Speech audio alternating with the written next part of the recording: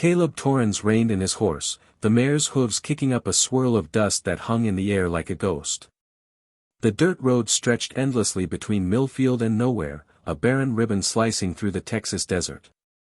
His eyes narrowed against the merciless sun, locking onto a burlap sack lying in the middle of the path.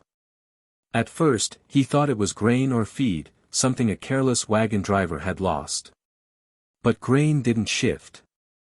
Grain didn't make faint, muffled sounds that clawed at the silence of the empty wasteland. The sack twitched, a weak, desperate movement, and Caleb's gut tightened. He dismounted with deliberate care, boots meeting the hard-packed earth in near silence. The desert was a graveyard of secrets, where the sun burned away truth and the buzzards circled high, waiting for death's leftovers. Nothing moved for miles except the heat shimmers rising from jagged rocks. Caleb, a survivor of 3 range wars and too many barroom brawls, approached with the caution of a man who knew trouble's scent. His hand rested on the Colt at his hip, not drawn, but ready. In this territory, anything out of place was a spark in dry grass. Kneeling beside the sack, he studied it. Crude rope bound the opening, and dark stains marred the burlap, not blood, but dirt and something oily he couldn't name. The sack moved again, and a sound slipped out, faint and broken. "Mama." Caleb's hands froze, his pulse hammering. A child's voice, small and raw, barely a whisper. Someone had tied a child in a sack and left them to bake under the desert sun. His calloused fingers tore at the knots, urgency overriding caution.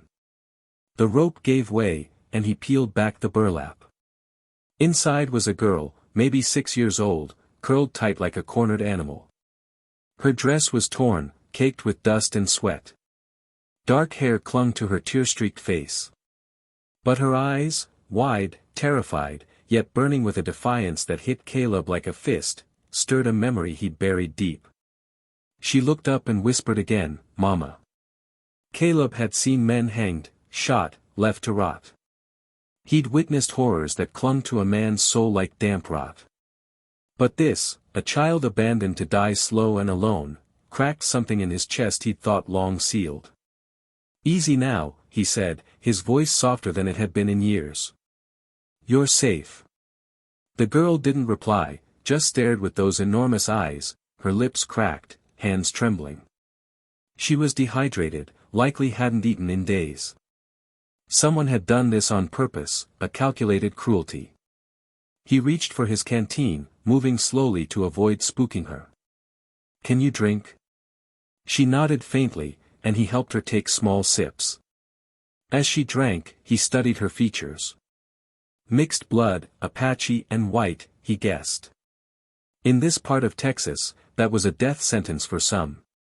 Recent Apache raids had left the territory raw with fear, and hatred ran deeper than the rivers that no longer flowed. "What's your name?" he asked.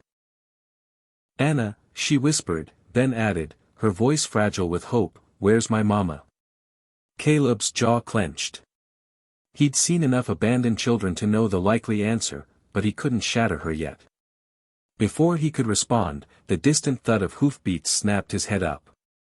A dust cloud rose on the horizon, riders coming fast from Millfield's direction. His mind raced. If these were the ones who'd dumped Anna, they wouldn't be happy to find her alive. If they were townsfolk, an Apache child in his care could spark trouble he didn't need. "We need to go," he said, scooping Anna into his arms. She was too light, all sharp angles and brittle bones. "Hold on tight." He mounted his mare with practiced ease, settling Anna in front of him.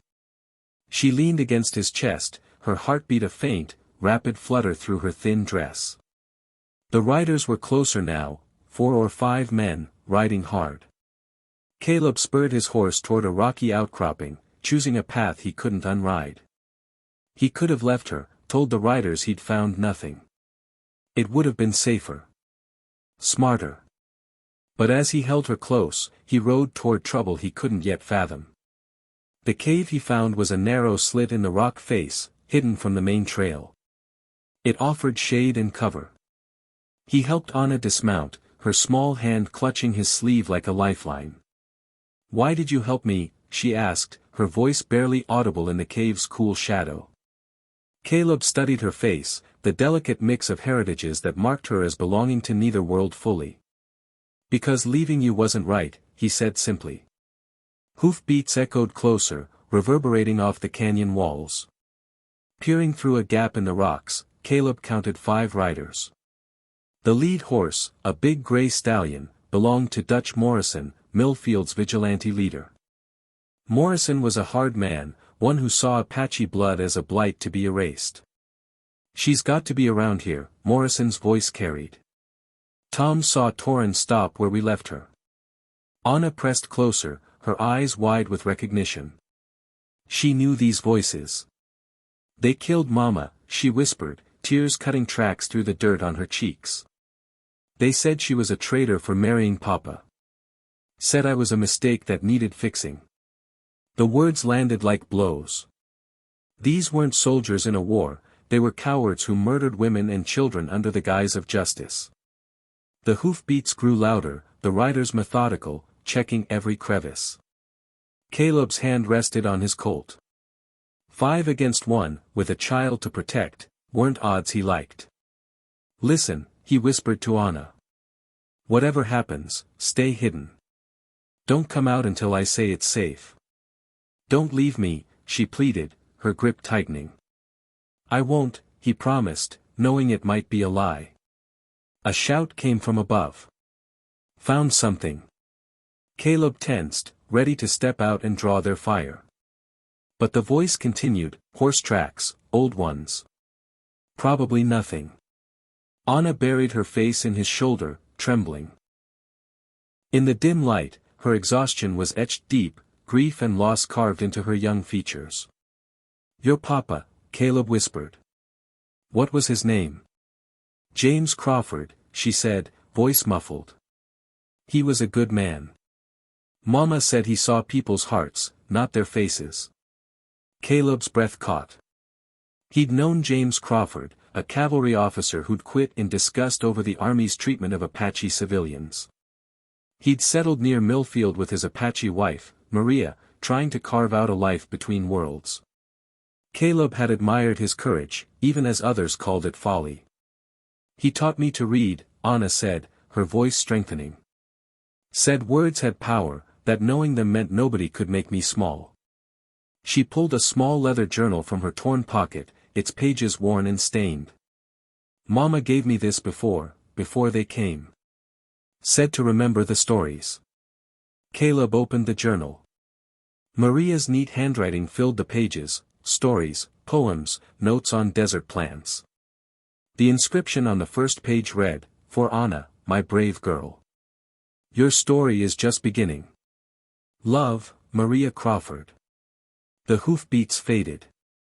The riders were moving off, but Caleb knew their safety was fleeting. Anna fell asleep against him, clutching the journal. 3 hours later, he deemed it safe to leave. He carried her to his horse and rode for the mission, her small form cradled against him. Father Miguel was tending his garden when they arrived. The priest took one look at Anna and ushered them inside.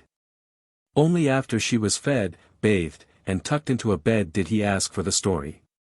Morrison's men will come looking, he said when Caleb finished. They can't let her live. I know, Caleb replied. She can't stay long. My sister in California runs a school for children like Anna, Miguel said. It'd be a good life. Over the next week, Caleb sold his horse and gear, keeping only what he needed for supplies. The rest went to Miguel for Anna's journey west.